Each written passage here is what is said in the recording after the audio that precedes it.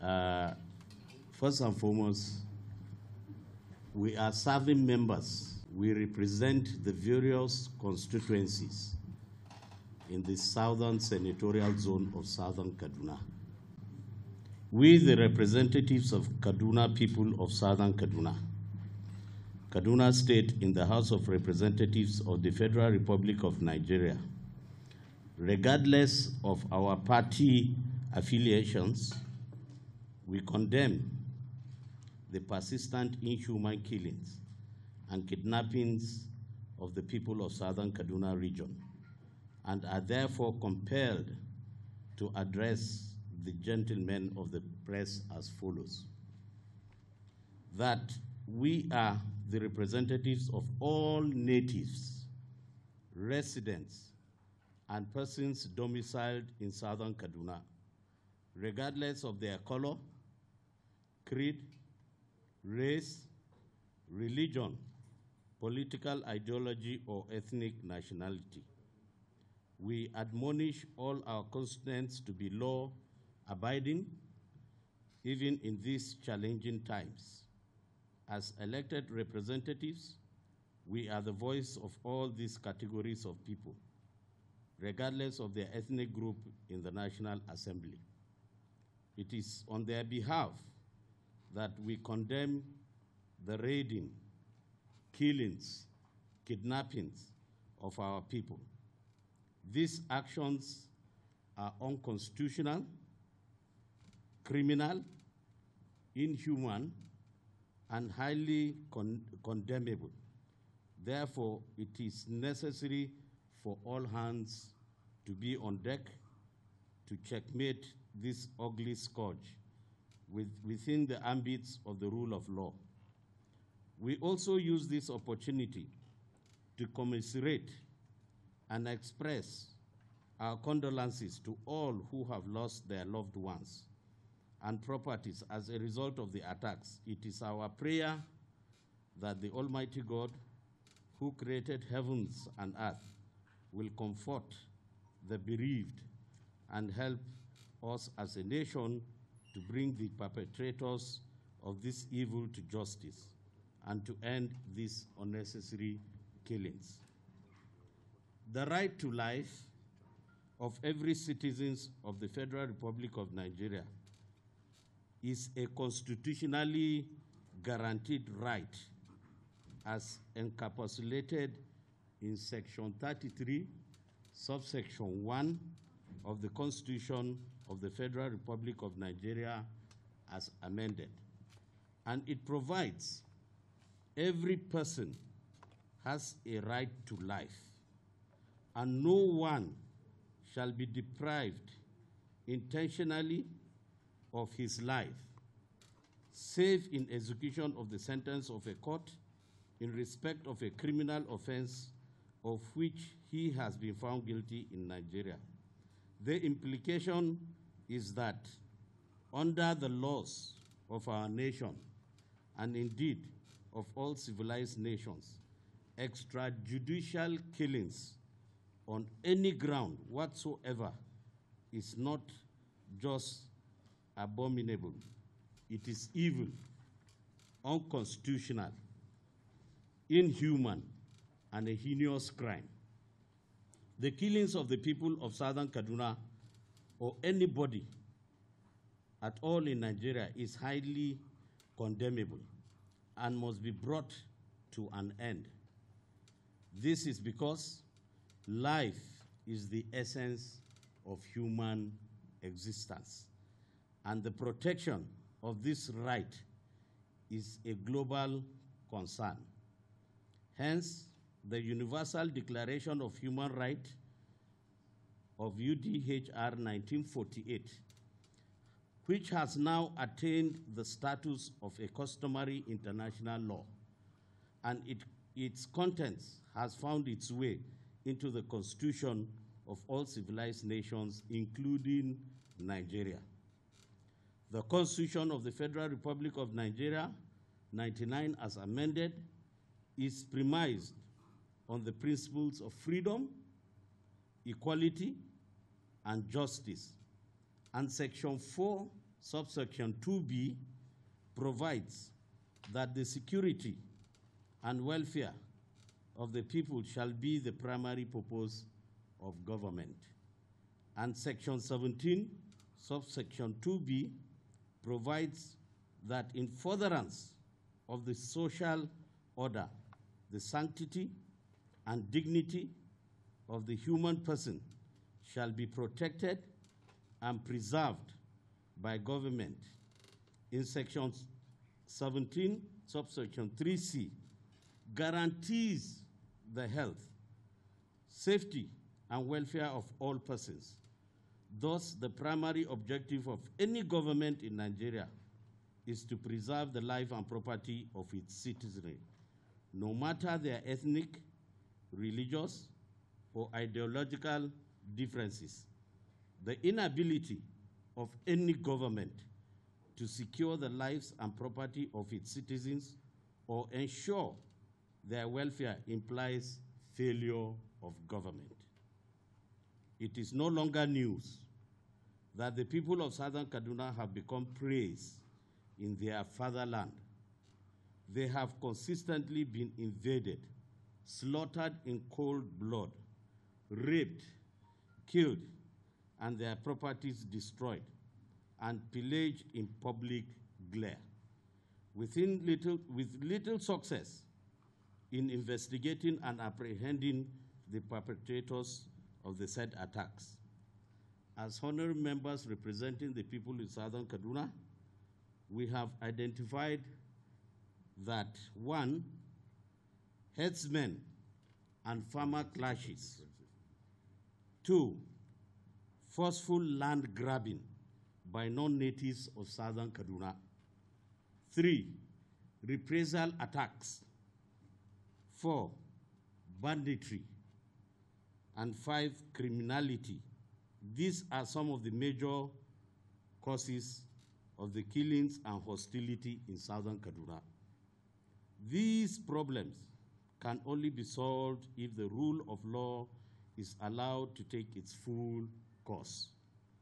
Rule of law entails adherence to the principles of supremacy of the law over all citizens and subjects in Nigeria, equality of all citizens and subjects before the law. While we note that these attacks are deeply rooted and multifaceted in nature, the failure to investigate, arrest, and prosecute the perpetrators has continued to embolden the attackers. In these difficult times, statements by people in authority should serve to heal and unite the people, rather than inflaming passion and justifying the heinous acts. As representatives of the people of Southern Kaduna, we hereby pray, state unequivocally that the life of every citizen of the Federal Republic of Nigeria, regardless of ethnic, religious, or ideological differences, must be protected as required under Section 14, subsection 2B of the Constitution of the Federal Republic of Nigeria, 1999, as amended. We condemn the armed attacks and killings of the people of Southern Kaduna by the armed militia groups or any group whatsoever, no matter their motive, and we condemn the justification of any attacks on our people or any reprisal attack. The federal government, as well as the state government, have both made efforts in the past to stem the ugly tide. Such efforts must be increased. It must be people-centered. It must be more transparent and effective. The people of Southern Kaduna should be vigilant and law-abiding and avoid taking laws into their hands. Regardless of any provocation, they should cooperate with law enforcement officers and report these miscreants when necessary. We call for the arrest, investigation, prosecution, and conviction where necessary of these attackers so that they can desist from unleashing mayhem on the people of Southern Kaduna and indeed Nigerians. We sincerely want to thank you again for giving us this time. Long live the good people of Southern Kaduna. Long live the people of Kaduna State. Long live the Federal Republic of Nigeria. Thank you very much. Your first question has to do with what our governor, His Excellency Governor Rufai, said yesterday. We are not privy to that information until now that you have made it clear to us. As far as we are concerned, as members representing the various federal constituency in that area, we want to tell you that what we have presented to you in our statements are clearly most of the reasons that bring about killing. It is not a lie if everywhere in Nigeria that we have heard that there is a problem between herdsmen and farmers clash. It is everywhere, not only in Southern Kaduna. And you know, the second thing that we did talk about is the reappraisal attacks. Reprisal attacks which has continued, you know, to not allowing peace to reign in our environment. And that has to stop. We have to forgive each other, and we have to turn a new page by letting ourselves on both sides. Whoever is doing the killing, the armed militia, we want to tell you we cannot identify them evidently. So what we are calling on is that whatever has happened, we need to forgive each other and let bygone be bygone, and let us start a new page in our lives here in that area in Southern Kaduna. The other one we talked about was the issue of banditry, which of course you gentlemen of the press know is not peculiar to just Southern Kaduna, it's everywhere in the country. And Southern Kaduna is not exempted. The other part of it we talked about is the criminality that is also taking place within the environment in Southern Kaduna. Now, I hope we have answered that question. I see a complacence of the security. No, sorry, he has a second question. Now, when it comes to the issue of the security personnel there, our people sometimes, at some time, do feel that the security have not done enough. These are reasons, for example, when there is a curfew in an area, you still find attacks within the boundaries of our communities, especially those ones that are bounding the forest. And when there is a curfew, what happens is that we have security inside the main towns. Meanwhile, these attacks do not usually come into the main town, but they are at the periphery and boundaries of our communities. And such, that is one of the reasons sometimes our people feel that the security are not doing enough. What we need the security to do is to identify the flashpoints, the routes by which these attackers come into our communities, and go into the forest, because we believe strongly that we have armed militia living in our forest, living in the hills. The security apparatus need to go there and comb the forest and get rid of them out of that area. So far, I think the military and the police, as we speak to you now, are making effort to make sure that these attacks are stopped. But the information reaching us, even before these attacks that started recently in Southern Kaduna, the one that took place in Kauru, in his constituency, the one that went into Zangon Katab, in his constituency, the one that took place in my constituency in Kaura, and then the one that took place in Jama, Sanga, that just happened about 5 days ago. We have had the information. These people, when they are coming, they even give us information, we are coming. We have told and informed the security agents. I have told my DPO to extend that information to his superiors, and he has taken that information seriously, as he has told me. But again, these attacks are still going on. So it is important to know that we also have information that they are going to attack massively and coordinately in southern Kaduna after the Sallah break. We are calling on our people to be vigilant. And we are asking them to do all that they can to keep themselves alive. Without life, nothing can happen. He would want to also I would like to add to the question on the security because this is very fundamental to this issue. We must thank especially the soldiers, for the effort, But for the soldiers, I think the situation, that is the military deployed, the situation would have been, worst. But you see, logistically, you need to be on the ground to understand the nature of this crisis.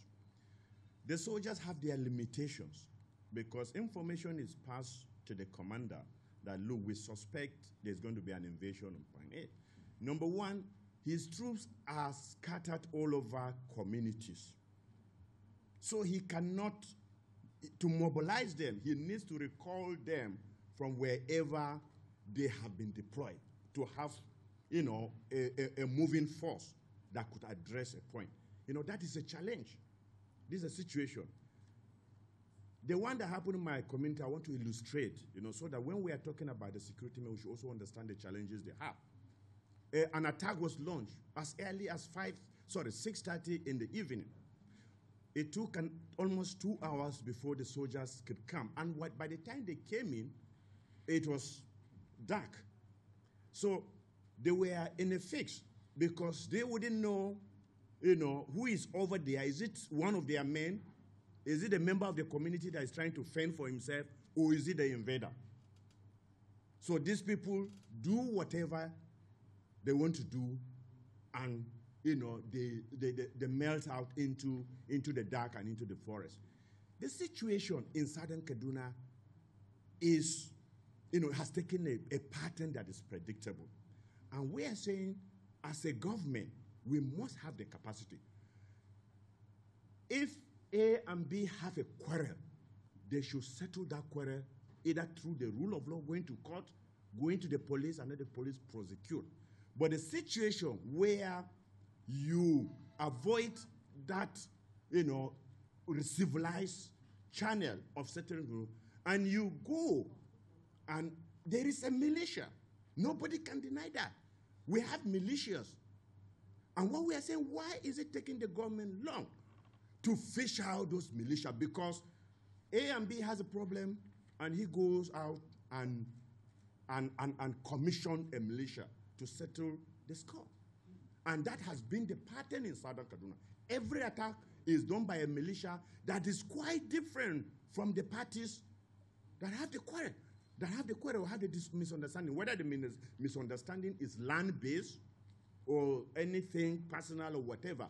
Why? And are the security people telling us they are not aware? To some extent, we even know where the militias are brought from. But of course, it is only the state that has the resources, that has the intelligence to be able to go out there and identify. I'm sorry to say, let me illustrate, even in Katsina, the crisis that is happening in Katsina, everybody knows it.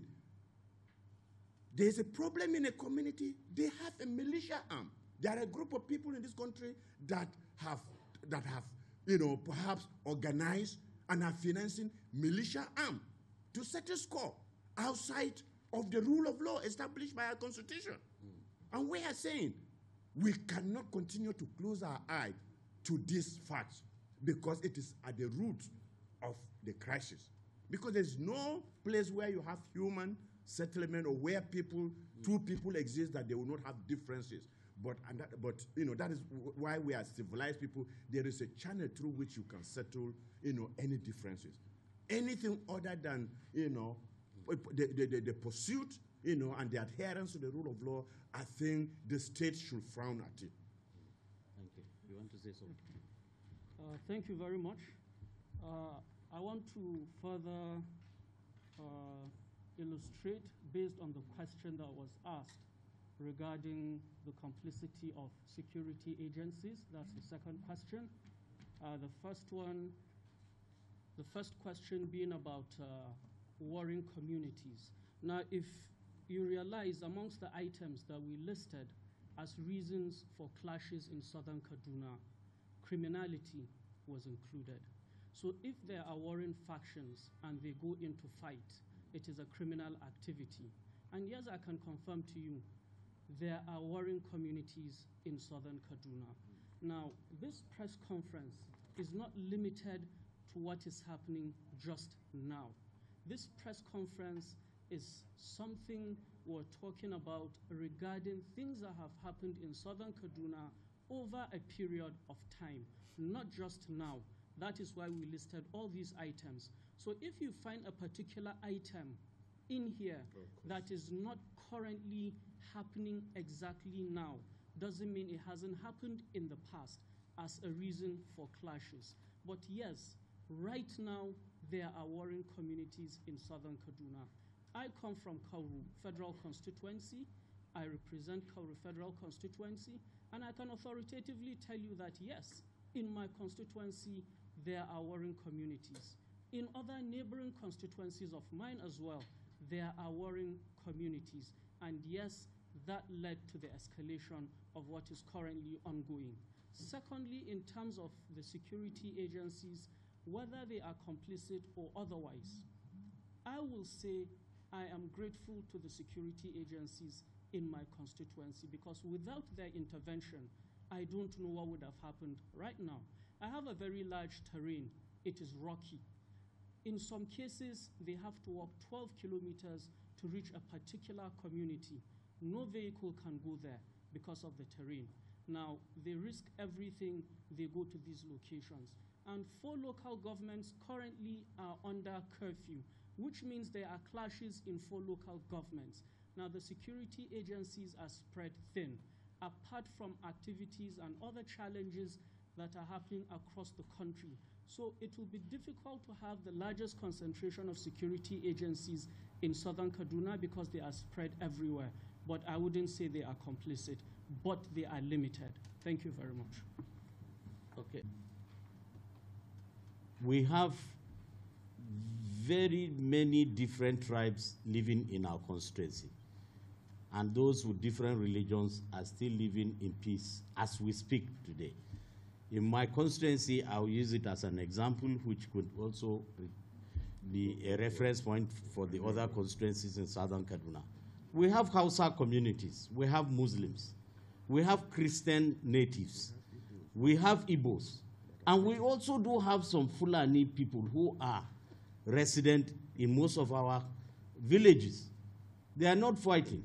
What we are saying is that whoever is killed, we are not happy when you killed a Fulani person in our constituency. We are not happy when you kill a Hausa man in our community. And we are not happy even if you kill an Igbo man who resides in southern Kaduna. We are their representatives as long as they regard themselves as southern Kaduna people. So all what we are saying is that if you notice, I ask that our members should introduce themselves. Some of us are of the PDP and some are of the APC. One member is not here. He is also an APC member from Kachia Kagarko. He was on Channel News, I think, there for yesterday. And he's supposed to be here. We don't know what is wrong. But you can understand that we have all come together. We put away politics, our party differences, and just to give you that expression that we are working together and we are concerned, and that the life of every Nigerian is very important to us. And because life is the essence of human existence. Yes, local police is good if it will be done very, very well. I think every community needs to have that. Thank you very much. We are calling the government to arise and do the needful immediately. I want to ask you, sir, what's your name, sir? Tony, do you have a generator? Did government ask you to buy a generator? Good. Why did you buy a generator? Self-help. That's why government need to rise up to protect life and property. If killings continue, you wouldn't need to preach to the people to defend themselves. You don't need to tell them. They will rise up. Nobody told you to buy a generator. You bought it. And nobody will tell you to make a road to your house. You will do that, even if that is the responsibility of government. So that's why we are calling on government to rise up immediately and do the needful before there will be break of law and order. Thank you. I will comment on the issue of the military, formation. There is one in Kafanchan to cover the whole of that area. Yes, to cover that area. But like I say, the numbers and the logistic provision is hardly, is highly inadequate for them to be able to cover their area of jurisdiction. And that's why I told you that when they were alerted of an invasion, it took over 2 hours before they could organize to move, to the, to where, the crisis was. And of course, by the time they got there, other challenges were there. So there is a deployment, but like he says, the Nigerian military is spread, very stretched, very thinly all over the country.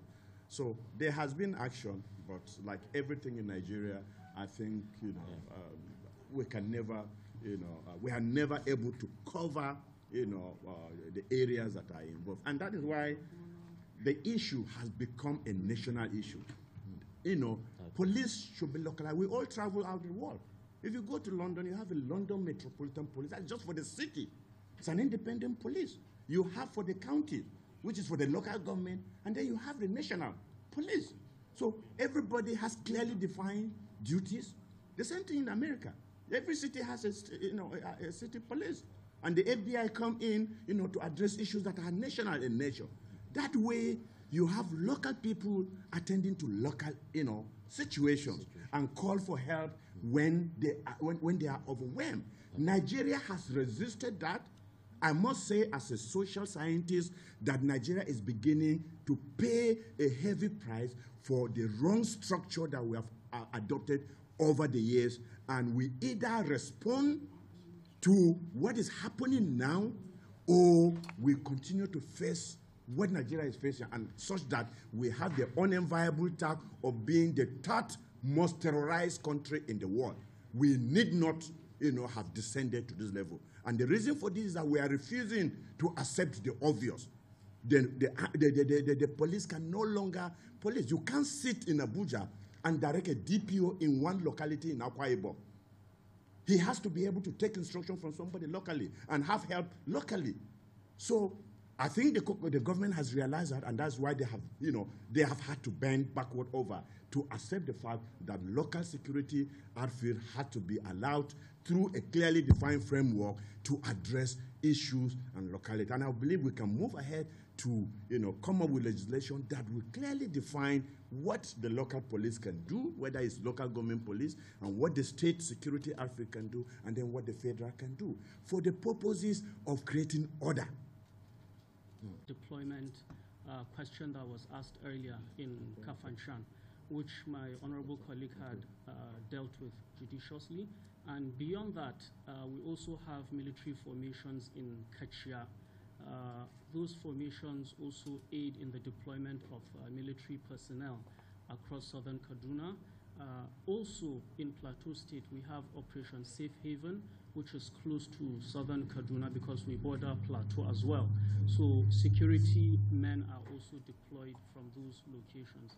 I'll allow the minority whip to answer the question on key stakeholders and probably add a little something after that. Thank you. I hope that is the last question, right? Yes, finally, your last question had to do with Southern Kaduna People's Union, and you also, the last question is also on that. Incidentally, many of us have heard them, they have spoken, and I think they will continue to speak. I'm not speaking for them, but I've heard them speak, and I've seen some of the clips in the social media, what they are saying. As for the governor's view, not recognizing Southern Kaduna People's, the union, it is not for us to stop anywhere. The Constitution is clear that you must have freedom of association. And as far as we're concerned, they exist just like in many other associations. If he does not recognize them, we cannot pretend to say they don't exist in our Southern Kaduna, and they continue to air their view as to the way they understand it. But we want you to also understand that for us standing here are legally mandated through election to represent the people. While different associations, and even you as the press, you have your own view to what is happening. We all have to work towards making statements that will bring about healing, that will bring about uniting the people, and not statements that will divide us. Importantly, I think that is what we should be doing. I think we wish to thank you very, very much for giving us this time. Thank you very much.